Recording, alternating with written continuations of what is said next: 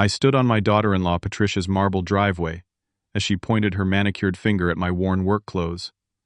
"Bankrupts can't be here," she sneered from her mansion's entrance. "You don't belong in our millionaire family anymore, old man.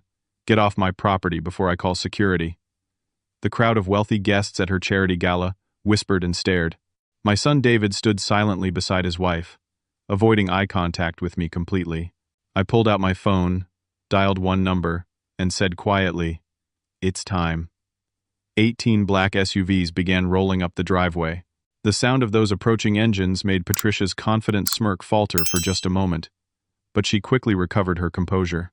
The guests on her pristine lawn turned to watch the convoy of vehicles, their champagne glasses frozen halfway to their lips. I had been standing there for only 5 minutes, but it felt like a lifetime. 5 minutes since I had walked up to Patricia's front door, dressed in my cleanest pair of work jeans and a button-down shirt, carrying a certified check for $25,000. My last $25,000. The irony wasn't lost on me. 3 years ago, I had been the one hosting charity events at my own estate. Thompson Construction had been the largest independent contractor in the county, employing over 200 people and handling multi-million-dollar government projects. I had built that company from absolutely nothing after coming back from Vietnam in 1972, starting with a beat-up pickup truck and a toolbox my father had given me. Martha and I had worked side by side for 35 years, building not just a business, but a legacy we planned to pass down to David.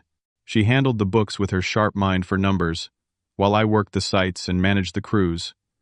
We were a team in every sense of the word, partners in life and business, who trusted each other completely. Then cancer took her away from me. The medical bills started small, just routine treatments that insurance mostly covered. But when Martha's condition worsened, and we had to seek experimental treatments out of state, the costs became crushing. I would have spent every penny I owned to save her life, and I did. 2 years of fighting, 2 years of hoping, 2 years of watching the strongest woman I had ever known fade away despite all the money and medicine we threw at her disease. When Martha died, I was emotionally shattered and financially ruined. The medical debt forced me to sell Thompson Construction to pay the bills. I kept this devastating loss secret from my family, too proud and too broken to admit that I had failed to protect what we had built together.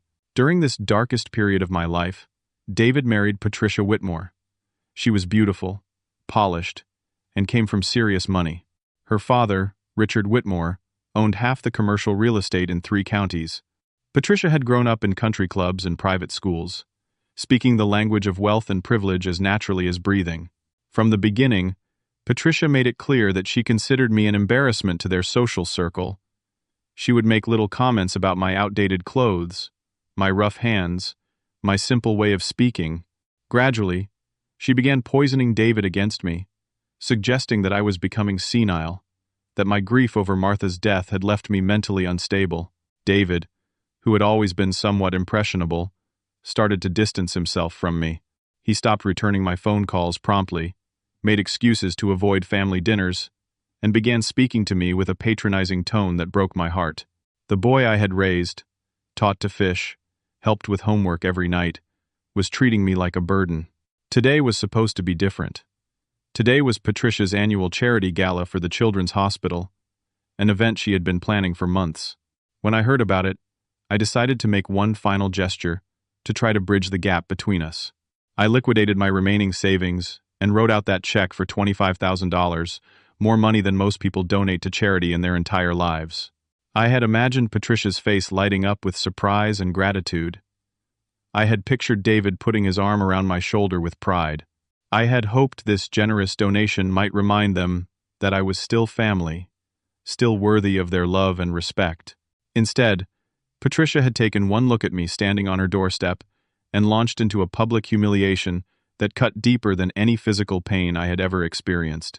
"Everyone can see you don't belong here," she had continued, her voice carrying across the lawn to ensure maximum embarrassment. "You're financially ruined, and you don't understand our world anymore. This is a sophisticated event for successful people."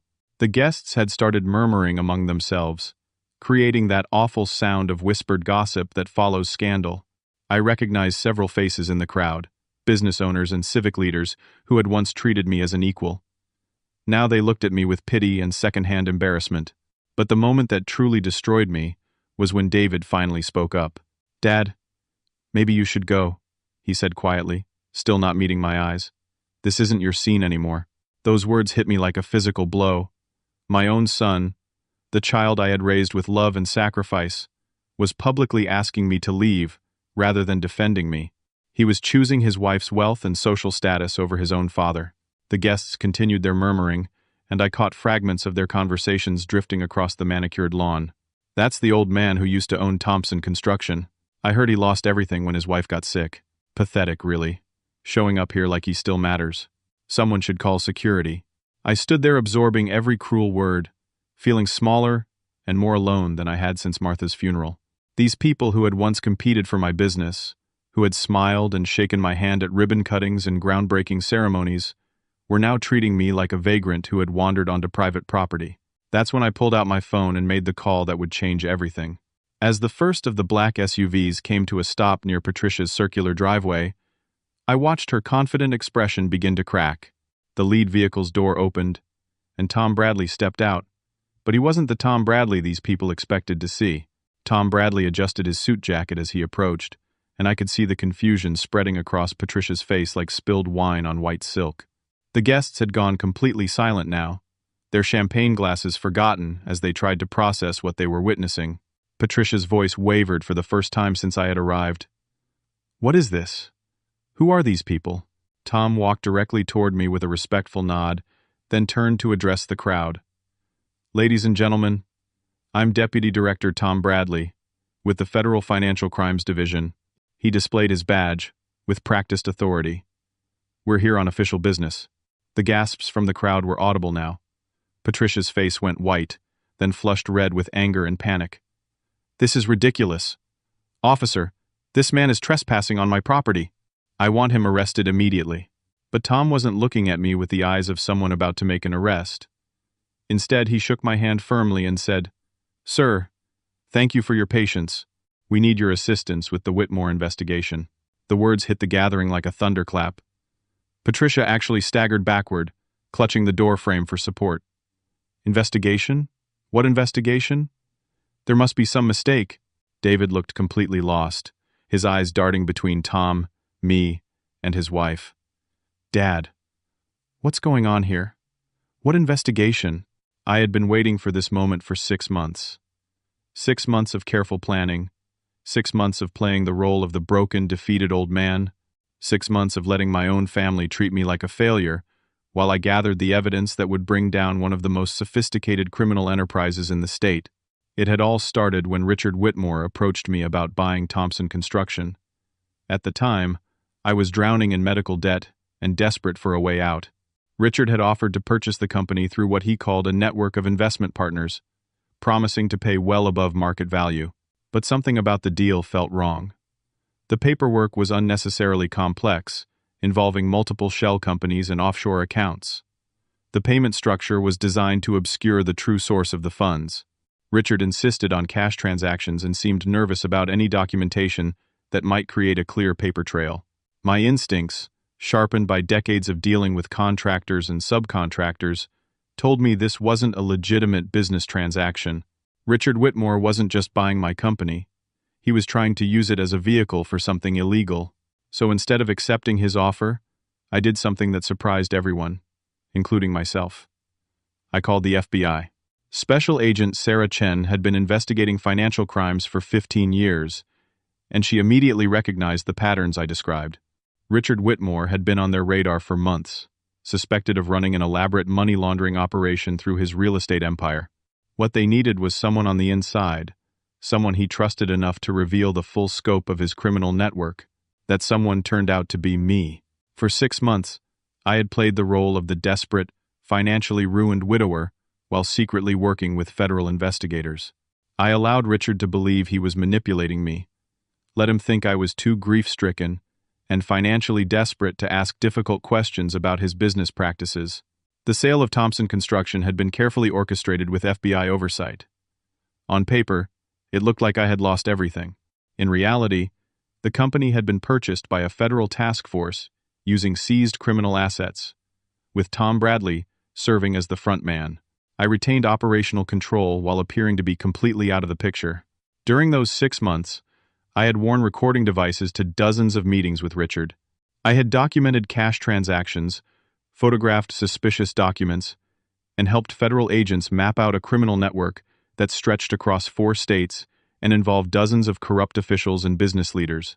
Patricia was staring at me with growing horror as the implications began to sink in. "You're lying," she whispered. "My father is a respected businessman. He built his fortune through hard work and smart investments." Tom Bradley opened a thick folder and began reading from it. "Patricia Whitmore, you're under arrest for conspiracy to commit money laundering, tax evasion, and theft of charitable funds. You have the right to remain silent." The crowd erupted in shocked murmurs and gasps. Patricia began screaming, her composed facade completely shattered. "This is impossible. I haven't done anything wrong. My father would never—" "Your father is being arrested at his office as we speak," Tom continued calmly, "and we have evidence that you've been systematically stealing donations from charitable organizations for the past 2 years, funneling the money through offshore accounts controlled by Richard Whitmore's organization."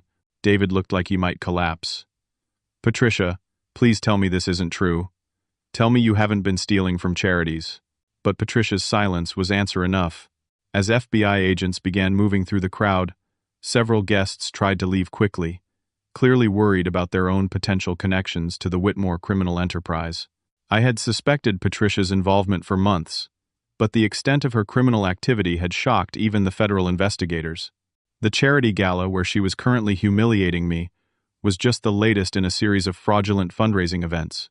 She had stolen over $400,000 from various charitable organizations, using her social connections and family reputation to gain trust, before betraying it completely. The children's hospital that was supposed to benefit from tonight's event had received only 30% of the donations collected at previous galas. The rest had been diverted to accounts controlled by Richard Whitmore, laundered through his real estate transactions, and used to fund everything from illegal gambling operations to political bribes. Tom gestured toward the other vehicles, and more agents began emerging. "We also have warrants to search this property and seize financial records related to the Whitmore money laundering investigation." Patricia was handcuffed now, still screaming about her innocence and demanding to call her lawyer. But as the agents led her toward one of the SUVs, she turned back to me with pure hatred in her eyes. "You set this up, didn't you? You manipulative old bastard? You planned this whole thing?" I looked at her calmly, feeling no satisfaction in her downfall but tremendous relief that justice was finally being served. "I planned to give you $25,000 for a children's charity, Patricia. Everything else was your own choice." David was standing frozen in the middle of his collapsing world, watching his wife being arrested, while trying to process the revelation that his father had been working undercover with federal law enforcement for months. But the biggest shock was yet to come. As Patricia was placed in the back of the FBI vehicle, Tom turned to David with an expression of profound sadness. "Son, I'm afraid we need to talk to you as well." David's face went from confusion to terror in the span of a heartbeat. "What do you mean, you need to talk to me? I don't know anything about my father-in-law's business dealings." Tom opened another folder, this one thicker than the first. "David Thompson, we've been monitoring your financial activities as part of this investigation. We need you to come with us for questioning regarding your role in the conspiracy." The words hung in the air like smoke from a house fire, acrid and devastating. David looked at me with desperate eyes, silently pleading for help, for explanation, for some way to make this nightmare stop. "Dad, please. You have to tell them this is a mistake. I would never—" "David," I interrupted quietly, and something in my tone made him fall silent. "Before this goes any further, is there anything you want to tell me? Anything at all?" For a long moment David stared at me, and I could see the internal battle playing out across his features. Fear warred with guilt, desperation fought with shame.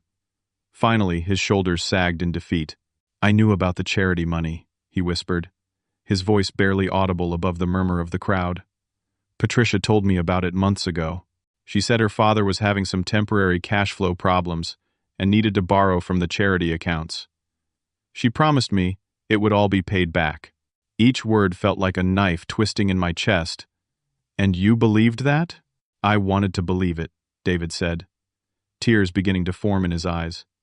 "Patricia said you were becoming senile, that your grief over Mom's death had left you mentally unstable. She convinced me that you couldn't understand complex financial arrangements anymore, that we needed to protect the family's assets from your poor judgment. Tom was taking notes as David spoke, his expression professionally neutral but personally disgusted. Mr. Thompson, are you admitting that you were aware of fraudulent activity and chose not to report it? It wasn't supposed to be fraud, David protested. Patricia said it was just temporary borrowing, that everything would be straightened out once her father's business recovered. She made it sound like a family loan, not theft. I felt something break inside my chest, something that had been cracked since Martha's death but was now completely shattered. So you chose to believe your wife's lies rather than talk to your own father about what was happening? Dad, I was trying to protect our family's reputation. After you lost the business, after the financial problems, you thought I was too stupid and too broken to be trusted with the truth. I finished for him. David's silence confirmed my worst fears. My own son had written me off as a liability, a senile old man whose judgment couldn't be trusted. While I had been secretly working with federal agents to expose one of the largest criminal conspiracies in the state's history, my son had been helping the criminals hide their tracks. But Tom wasn't finished.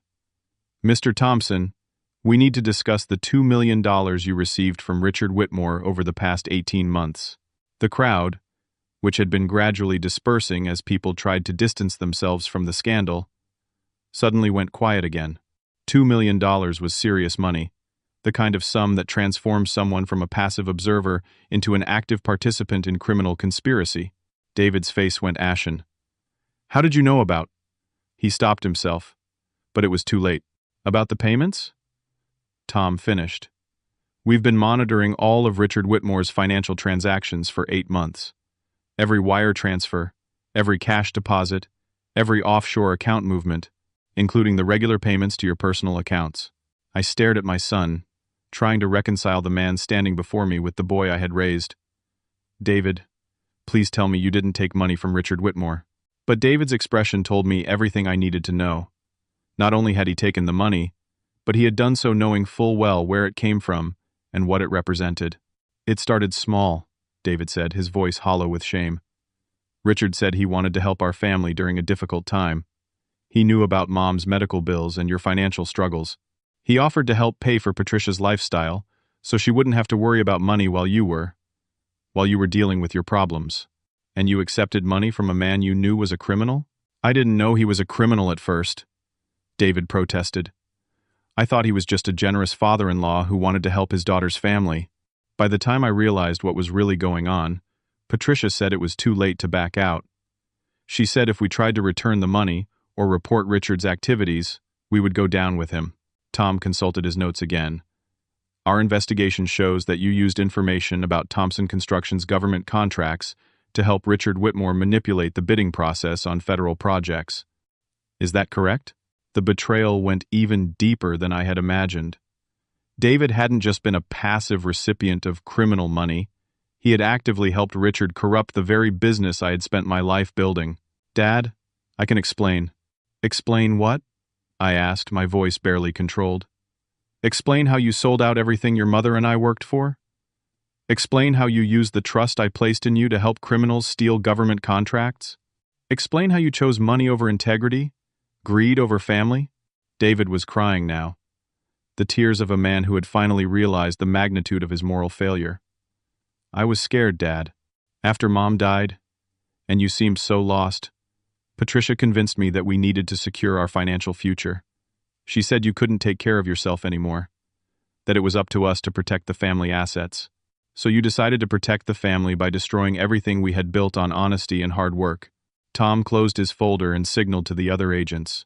David Thompson, you're under arrest for conspiracy to commit federal fraud, money laundering, and accepting bribes in connection with government contracts. As the handcuffs clicked around David's wrists, he looked at me with desperate eyes. Dad, I'm sorry. I know I messed up, but please don't let them destroy our family over this. Please help me. I watched my only son being led away in handcuffs, his pleas echoing across Patricia's perfect lawn, and felt the weight of complete betrayal settle on my shoulders. The boy I had taught to fish, to drive, to build things with his hands, had sold his soul for money and social status. But there was one more revelation that would shake the foundation of everything I thought I knew about my son's betrayal. Tom approached me as the other agents secured David in one of the vehicles. "Jesse, there's something else you need to know. Something we discovered during the investigation that we haven't told you yet." I braced myself for another blow, wondering what else could possibly hurt worse than learning that my son was a criminal who had been actively working against me. "David wasn't just helping Richard Whitmore," Tom said quietly. "According to our evidence, he was the one who initiated the contact. He reached out to Richard 18 months ago and offered to sell information about Thompson Construction in exchange for money. This whole thing started with your son's decision to betray you." The world seemed to tilt on its axis as Tom's words sank in. David hadn't been a reluctant accomplice or a victim of Patricia's manipulation. He had been the architect of my downfall, the one who had planned and initiated my family's betrayal. "That's impossible," I said, though even as the words left my mouth, I knew they weren't true. The evidence was too specific, too detailed for Tom to be mistaken. "I wish it were," Tom replied with genuine sympathy. "Our investigation shows that David contacted Richard Whitmore in April of last year, shortly after your wife's funeral. He offered to provide information about Thompson Construction's government contracts in exchange for payment and a guarantee that he would be brought into Richard's business operations." I thought back to those dark days after Martha's death, when I had been drowning in grief and medical debt. While I had been struggling to keep my business afloat and honor my wife's memory, my son had been plotting to sell me out to criminals. David presented himself as the heir to Thompson Construction who was being held back by his father's old-fashioned business practices, Tom continued. "He convinced Richard that you were becoming mentally unstable due to grief and would be easy to manipulate or remove from the business entirely." The betrayal cut deeper than anything I had experienced, even deeper than losing Martha. A spouse's death is a tragedy imposed by fate, but a child's betrayal is a choice that strikes at the very foundation of family love. "How long have you known this?" I asked. "We've had the recordings for 3 months, Tom said. David's initial phone call to Richard, several follow-up meetings, detailed discussions about how to force you out of your own company. We wanted to give you time to process the Patricia situation before adding this revelation." As Tom spoke, more federal agents emerged from the black SUVs, but these weren't FBI agents at all. I recognized several faces from my business network, men and women who had worked with Thompson Construction for years. My foreman Jake Sullivan stepped out of the lead vehicle, followed by my accountant Mary Chen, my lawyer Bob Morrison, and several other key employees. The guests who remained on Patricia's lawn looked confused and increasingly nervous. What they had assumed was a federal arrest operation was beginning to look like something else entirely. "Actually," Tom said with a slight smile, "I should clarify something important. I'm not Deputy Director Tom Bradley with the Federal Financial Crimes Division. I'm Tom Bradley, your business partner and current CEO of Thompson Construction." The revelation hit the crowd like a physical shockwave. Patricia, who was watching from the back seat of what she thought was an FBI vehicle, began screaming through the window. Several guests dropped their champagne glasses on the manicured grass. "The bankruptcy, the financial ruin, the sale of your company," Tom continued. "It was all an elaborate setup designed to expose David and Richard's criminal network. You never lost Thompson Construction, Jesse. We just made it look that way." I had been working with Tom Bradley for 25 years. He had started as a junior project manager and worked his way up to become my most trusted lieutenant. When Martha got sick, and I needed someone I could trust absolutely, Tom had been the natural choice to help me create the illusion of financial collapse. "The medical bills were real," I said to the confused crowd, some of whom were recording the scene with their phones.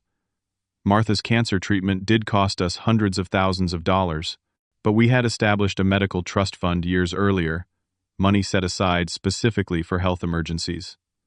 The debt that supposedly forced me to sell the company never actually existed." Jake Sullivan approached with a tablet computer, showing financial documents to anyone close enough to see. "Thompson Construction is more profitable now than it ever was. While Jesse was pretending to be bankrupt, we were landing the biggest government contracts in the company's history. The Department of Transportation just awarded us a $50 million highway project." Mary Chen, my accountant, stepped forward with her own documentation. "Mr. Thompson's personal net worth has actually increased by 40% over the past 2 years. The trust fund that paid Martha's medical expenses has been replenished, and we've established a foundation for cancer research in her memory. David was watching this revelation from the back seat of Tom's vehicle, his face a mask of shock and dawning comprehension. His carefully planned betrayal had been anticipated and countered at every step. But the FBI investigation, one of the remaining guests called out, "The arrests, the criminal charges." "Oh, those are completely real," Tom assured them. "We worked with federal law enforcement for 8 months to expose Richard Whitmore's money laundering operation. Patricia's theft of charity funds is absolutely genuine, and she'll face serious prison time. The difference is that Jesse was working with the authorities, not against them." Bob Morrison, my lawyer, opened his briefcase and pulled out a thick stack of legal documents. Every conversation David had with Richard Whitmore was recorded with federal oversight. Every financial transaction was monitored and documented. Every piece of evidence needed to convict them of multiple federal crimes was gathered through this operation. I looked at the faces around me, seeing a mixture of shock, admiration, and residual confusion. These people had spent the evening watching what they thought was a pathetic old man being humiliated by his wealthy daughter-in-law. Instead, they had witnessed the culmination of one of the most sophisticated undercover operations in the county's history. David believed he was manipulating a grieving, mentally unstable father, I said to the crowd. Richard Whitmore thought he was dealing with a desperate businessman who could be easily corrupted. Patricia assumed she was married to a weak man who could be controlled and exploited. They were all wrong. Tom pulled out his phone and showed the assembled group a video recording. "This is David's first meeting with Richard Whitmore, recorded 11 months ago. You can hear him describe his father as a broken old man who's lost his edge, and offer to help remove Jesse from Thompson Construction in exchange for a position in Richard's organization. The sound of my son's voice planning my professional destruction was almost unbearable, but I forced myself to listen as he described me as mentally incompetent and suggested that Patricia could have me declared legally unfit to manage my own affairs. The plan was for David to gradually take control of Thompson Construction, while I was marginalized as a senile widower," I explained. "Patricia would provide social legitimacy for the takeover, while Richard would funnel government contracts through the company to launder money from his criminal enterprises. But instead of falling apart," Tom continued, "Jesse came to me with suspicions about the whole arrangement. We contacted federal authorities and designed a counter-operation that would expose everyone involved while protecting the company and its employees." Mary Chen pointed to her financial records. "Every employee kept their job. Every contract was honored. Every client relationship was maintained. The only people who suffered any consequences were the ones who chose to commit crimes." I watched David through the window of Tom's vehicle, seeing the moment when he finally understood the scope of what had happened. His father, the man he had dismissed as a broken failure, had orchestrated an investigation that would send him to federal prison. "The 18 black cars," Bob Morrison explained to the crowd, "represent Thompson Construction's board of directors, senior management team, legal counsel, and federal law enforcement liaison officers. This wasn't an arrest operation. It was a board meeting." But there was still one more revelation that would complete the picture of just how thoroughly David's betrayal had been anticipated and countered. Tom approached David's vehicle and tapped on the window. "David, your father has something he wants to say to you." As David was brought back to face me, I could see that he finally understood the magnitude of his miscalculation. He had tried to destroy a man who had spent 6 months building the case that would destroy him instead. "Son," I said quietly, "your mother raised you to be better than this. And despite everything you've done, I'm going to give you one chance to become the man she believed you could be." David stood before me in handcuffs, his face a mixture of shame, fear, and dawning realization that his world had completely collapsed. The guests who remained on Patricia's lawn watched in fascination as what they had assumed was a federal arrest operation revealed itself to be something far more complex. "I don't understand," David said, his voice barely above a whisper. "Dad, if you've been in control this whole time, why did you let me think you were bankrupt? Why did you let Patricia and me treat you like a failure?" I finished for him. "Like a burden? Like an embarrassment to the family?" Tom Bradley approached with a thick folder containing months of surveillance records, financial documents, and recorded conversations. "David, your father knew about your betrayal within 2 weeks of your first contact with Richard Whitmore. Federal investigators had Richard under surveillance, and when you reached out to him, you walked directly into an ongoing investigation. The revelation hit David like a physical blow. Not only had his plan failed, but it had been known and anticipated from almost the very beginning. We gave you multiple opportunities to come clean, I continued. Every time you visited, every family dinner, every phone call, I waited for you to tell me what was happening. I kept hoping that my son, the boy I had raised to value honesty above everything else, would find the courage to confess and ask for help. Mary Chen opened her laptop and began displaying financial records on the screen. Mr. Thompson never lost control of his assets. The trust fund that paid for Martha's medical treatment was established 10 years ago, funded by corporate profits, set aside specifically for family emergencies. The bankruptcy was a carefully constructed fiction. Jake Sullivan stepped forward with construction schedules and contract documents. Thompson Construction never stopped operating.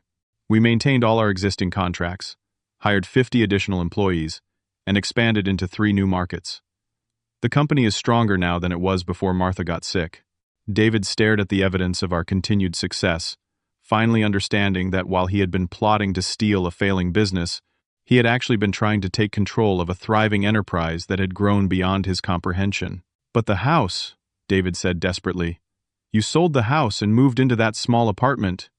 You drove that old pickup truck. You wore those worn-out clothes. All part of maintaining the illusion, Bob Morrison explained. Jesse needed to appear financially ruined to make Richard Whitmore confident enough to reveal the full scope of his criminal operation. Every aspect of his apparent poverty was carefully calculated. I reached into my jacket and pulled out a set of keys, holding them up for David to see. These are the keys to your mother's house, the one you thought I had lost. I bought it back 6 months ago and had it completely restored. I've been living there the entire time, while maintaining a small apartment as my official address for anyone who might be watching. The guests were recording everything now, understanding that they were witnessing something unprecedented. Several people were already posting updates to social media, sharing the story of the bankrupt contractor who had turned out to be the mastermind behind a massive federal investigation. David, Tom continued, every conversation you had with Richard Whitmore was recorded. Every financial transaction was documented. Every criminal conspiracy you participated in was evidence that will be used to convict you and everyone else involved in this operation. Patricia was screaming from inside the vehicle where she was being held, finally understanding that her wealthy, powerful father was about to lose everything, while her supposedly poor father-in-law emerged as the victor in a game she hadn't even realized was being played. The charity gala, I said, gesturing toward the mansion and its perfectly manicured grounds, was supposed to be the final humiliation. Patricia planned to have me publicly declared mentally incompetent, using my appearance here as evidence that I was delusional and inappropriate. David was going to use that scene to justify taking legal control of what you both thought were my remaining assets. Mary Chen pulled up another financial document on her screen. Instead, Mr. Thompson is donating $500,000 to the Children's Hospital tonight, more than this entire charity event was expected to raise. The money comes from Thompson Construction's corporate foundation, which has been supporting local charities for 15 years. The irony was almost poetic. Patricia had stolen hundreds of thousands of dollars from children's charities while my supposedly bankrupt company had been quietly donating far more than she had ever raised through her fraudulent events. But why? David asked, tears streaming down his face. Why didn't you just tell me the truth? Why did you let me think you were failing when you were actually succeeding? I looked at my son, seeing Martha's eyes in his face, but none of her strength or integrity. Because I needed to know who you really were, David. I needed to know if you loved me for myself or for my money. I needed to know if you would stand by your family during difficult times or abandon us when it became inconvenient. Tom Bradley gestured toward the federal agents who had been standing quietly throughout the conversation. These are real FBI agents, David. The crimes you committed are real, and the consequences will be real. Your father's cooperation with the investigation is the only reason you're not facing life in prison. Agent Sarah Chen, who had been leading the federal investigation from the beginning, stepped forward with her own folder of evidence. David Thompson, you're facing federal charges for conspiracy, money laundering, bribery, and fraud. The evidence against you is overwhelming, and includes your own recorded admissions of guilt. However, she continued, your father has requested that we offer you a plea agreement. You can cooperate fully with our investigation, testify against Richard Whitmore and his associates, make complete restitution to all victims, and accept a reduced sentence of 3 years probation with mandatory community service. The choice was clear. David could spend the next 20 years in federal prison, or he could accept responsibility for his crimes and work toward redemption under his father's guidance. The alternative, Agent Chen explained, is to go to trial with the evidence we've already gathered. In that case, you'll face the maximum penalties under federal law, and your father will have no influence over the outcome. David looked at me with desperate eyes, finally understanding that his father's love was the only thing standing between him and complete destruction. Dad, I don't deserve your help. I betrayed everything you taught me, everything Mom believed I could be. I chose money over family, greed over loyalty. I don't understand why you would try to save me after what I've done. I stepped closer to my son, seeing not the criminal he had become but the child he had once been. The boy who had helped me build Treehouse and learned to use tools at my workbench. Because that's what fathers do, David. We don't abandon our children when they make mistakes. We teach them how to become better than their failures. The crowd had gone completely silent now, understanding that they were witnessing not just the conclusion of a criminal investigation but the potential redemption of a family torn apart by greed and betrayal. But there was still one more revelation that would determine whether that redemption was possible. Tom Bradley opened his final folder and removed a video recorder. David, before you make your decision about the plea agreement, there's something your father wants to show you. Something your mother recorded before she died. Tom set up the video recorder on a small table while the crowd gathered in a respectful circle. David's face went pale when he realized he was about to see his mother, perhaps for the last time, speaking from her hospital bed just weeks before cancer took her life. Martha's voice filled the evening air, weak from illness, but still carrying the strength and wisdom that had guided our family for 35 years. Jesse, if you're showing this to David, it means something has gone very wrong with our son's character, and you need my help to bring him back to who we raised him to be. David started crying before she spoke another word, recognizing the hospital room where he had said his final goodbye to the woman who had loved him unconditionally. David, honey, I know you're watching this, and I know you're probably in trouble. Your father wouldn't show you this video unless you had made some serious mistakes that threatened to destroy everything we built together as a family.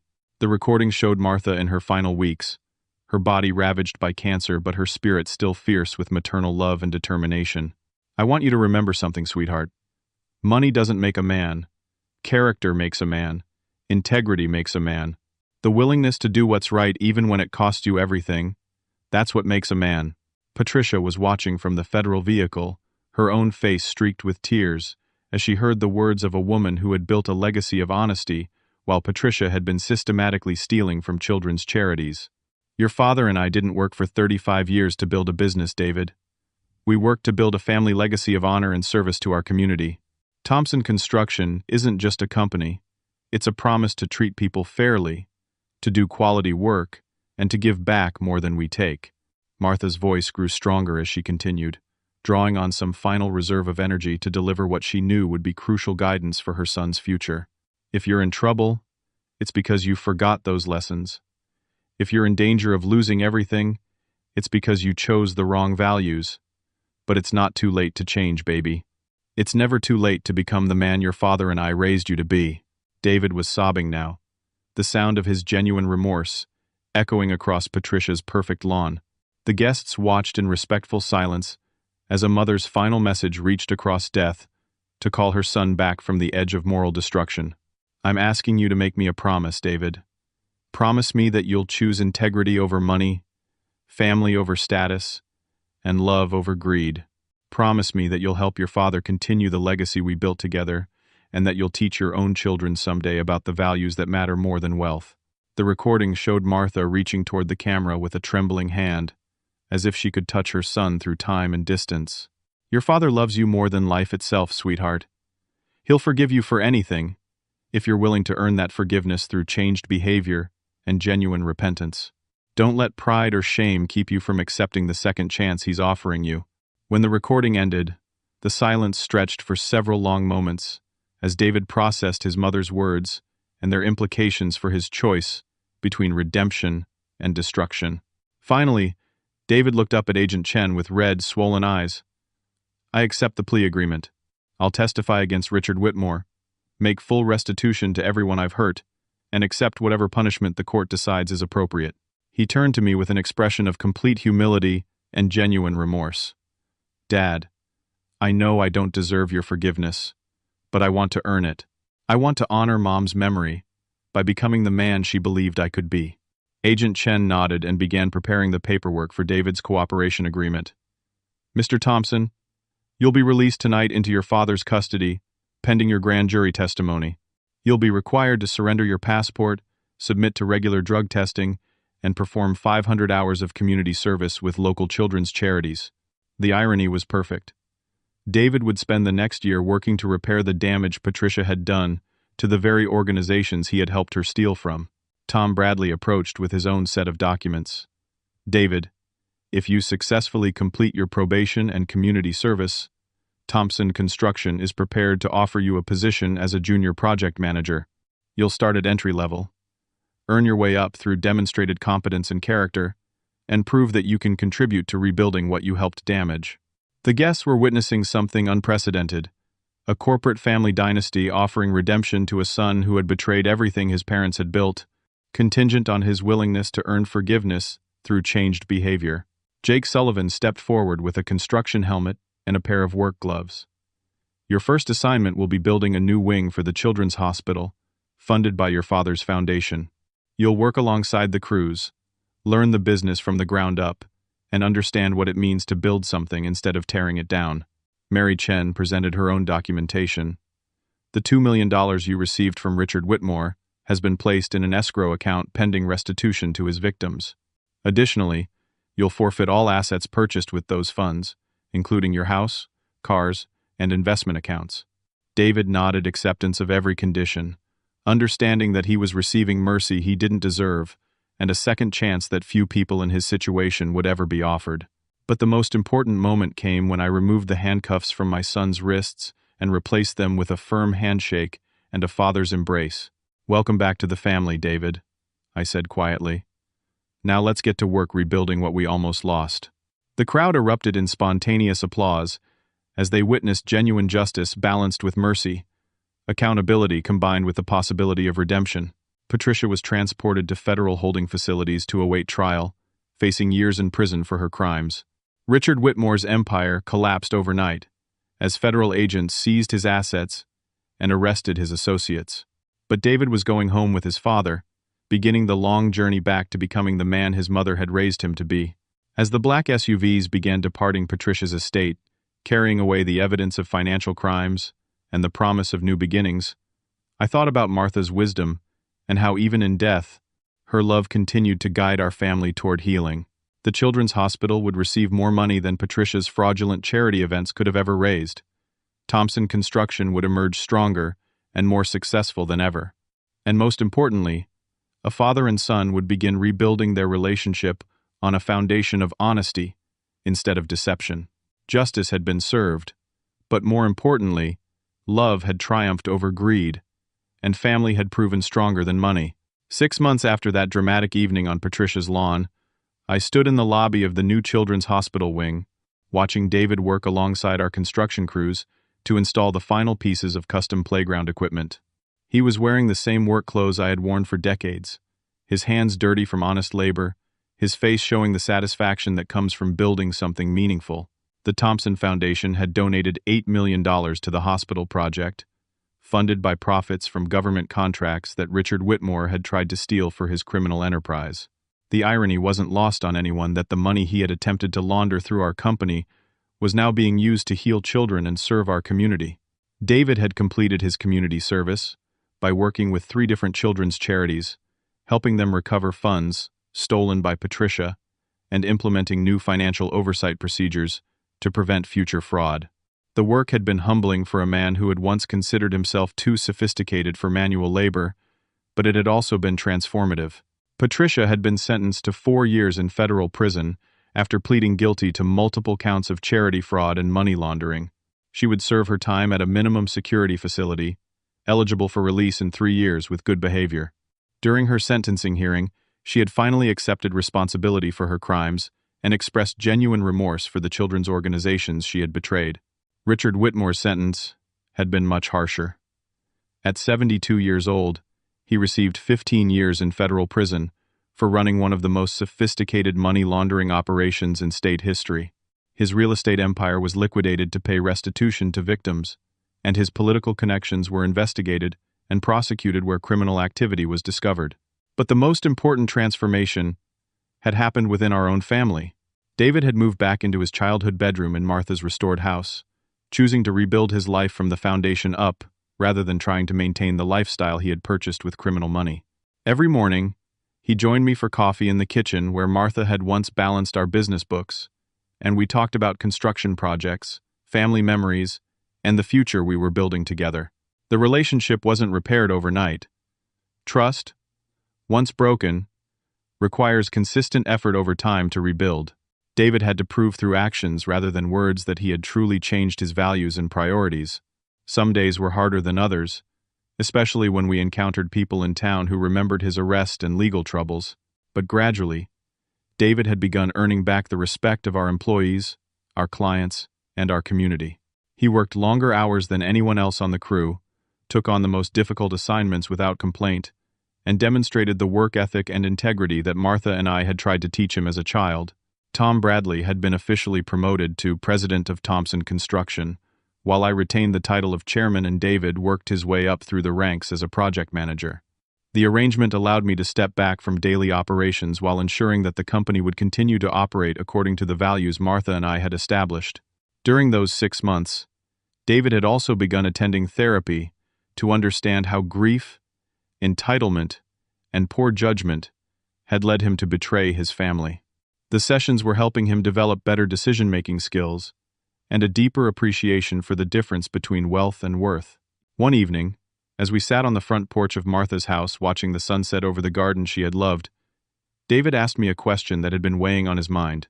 "Dad, do you think Mom would be proud of who I'm becoming now, or disappointed in who I was 6 months ago?" I considered the question carefully, knowing that my answer would shape how David saw himself and his future. "Your mother always believed that people should be judged by their response to failure, not by their failures themselves," I said finally. "She would be heartbroken by the choices you made, but incredibly proud of the man you're choosing to become." 2 weeks later, David received news that would test his newfound commitment to integrity. A former associate of Richard Whitmore approached him with an offer to join a new real estate development company, promising a 6-figure salary and rapid advancement in exchange for information about Thompson Construction's current projects. David brought the offer directly to me and to Tom Bradley, explaining the approach and asking for advice on how to handle it. The fact that he had immediately reported the contact instead of considering the offer demonstrated how thoroughly his priorities had changed. We involved federal authorities in monitoring David's response to the offer, and his cooperation helped expose another attempted criminal conspiracy that could have cost taxpayers millions of dollars in fraudulent government contracts. The most emotionally significant moment came on the first anniversary of Martha's death, when David and I visited her grave together for the first time since his arrest. He had been too ashamed to go there during the darkest period of his legal troubles, feeling unworthy to face even the memory of the woman who had loved him unconditionally. Standing beside Martha's headstone, David made a promise that I knew would guide the rest of his life. "Mom, I'm going to spend the rest of my life proving that your faith in me wasn't misplaced. I'm going to raise my children to understand the difference between having money and having character. I'm going to help Dad build the kind of company you would be proud to leave as our family legacy." That spring, David met Jennifer, a nurse at the Children's Hospital who had been working in the wing our foundation had funded. She was everything Patricia had never been: honest, hardworking, compassionate, and completely unimpressed by wealth or social status. Their relationship developed slowly, built on mutual respect and shared values rather than financial considerations. When David asked for my blessing to marry Jennifer, I gave it gladly, knowing that Martha would have loved the woman our son had chosen to share his rebuilt life. Their wedding was held in the chapel at the Children's Hospital, surrounded by the construction crews who had become David's brothers, the charity workers he had served during his community service, and the federal agents who had witnessed his transformation from criminal to contributing member of society. As I walked David down the aisle to meet his bride, I thought about the journey that had brought our family from betrayal and near destruction to healing and hope. The path had been painful, requiring difficult choices and uncomfortable truths, but it had led us to something stronger and more meaningful than what we had lost. 6 months after the wedding, Jennifer gave birth to their first child, a son they named Jesse in honor of his grandfather, and the legacy of integrity they hoped to pass down to him. Holding my grandson for the first time, I felt Martha's presence in the room with us, her love and wisdom continuing to guide our family toward a future built on the values that matter more than money. The Thompson Foundation now supports 12 different children's charities, provides scholarships for students pursuing careers in construction and engineering, and offers financial assistance to families dealing with medical crises. Every project we fund carries a plaque dedicating the work to Martha's memory, and the principle that true wealth comes from service to others. Thompson Construction has grown into the largest independent contractor in the region, known not just for quality work, but for ethical business practices and community involvement.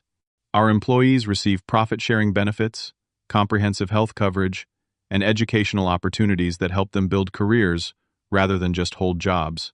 As I reflect on the lessons learned from our family's journey through betrayal and redemption, I understand that the greatest measure of success isn't how much wealth you accumulate, but how you respond when that wealth is threatened or lost. David had failed that test initially, choosing greed over integrity and money over family. But he had passed the more important test of whether he could learn from his failures and become better than his worst choices. Sometimes the most valuable thing you can give someone is the opportunity to prove they can change. David had earned his second chance not through privilege or family connections, but through genuine repentance and sustained effort to rebuild his character from the ground up. The black SUVs that had rolled up Patricia's driveway that evening had carried more than federal agents and business partners. They had carried the possibility of justice balanced with mercy, accountability combined with the hope of redemption. In the end, that's what family is supposed to be. A place where love is strong enough to demand accountability, wise enough to offer forgiveness, and patient enough to wait for change that might take years to accomplish. As I watched David teach little Jesse how to use a toy hammer in the workshop, where I once taught David the same skills, I know that Martha's legacy lives on in the values we're passing to the next generation. The most important lesson I learned from our ordeal is that true strength isn't measured by how much you can accumulate, but by how much you're willing to sacrifice to help someone you love become better than they believe they can be. Money can be lost and regained, businesses can fail and be rebuilt, but family relationships, once restored through genuine effort and forgiveness, become stronger than they ever were before. David lost millions of dollars and years of his life to poor choices, but he gained something more valuable, the knowledge that his father's love was unconditional and that redemption is always possible for those willing to work for it. That's a legacy worth more than any fortune, and it's the gift I hope to pass on to every family struggling with betrayal, disappointment, and the difficult work of forgiveness. Have you ever faced a situation where someone you loved deeply betrayed your trust? How did you find the strength to offer them a second chance? Or what prevented you from being able to forgive them? I'd love to hear your thoughts in the comments below, and if this story touched your heart, please consider liking this video, subscribing to our channel, and sharing it with others who might benefit from this message about the power of redemption and family love. Thank you for joining me on this journey through one of the most difficult and ultimately rewarding experiences of my life. I hope Martha's wisdom and David's transformation remind you that it's never too late to change, never too late to make amends, and never too late to choose love over money, character over convenience, and family over everything else that might seem important in the moment. Until next time, remember that the strongest families aren't the ones that never face problems, but the ones that refuse to let problems destroy the love that holds them together.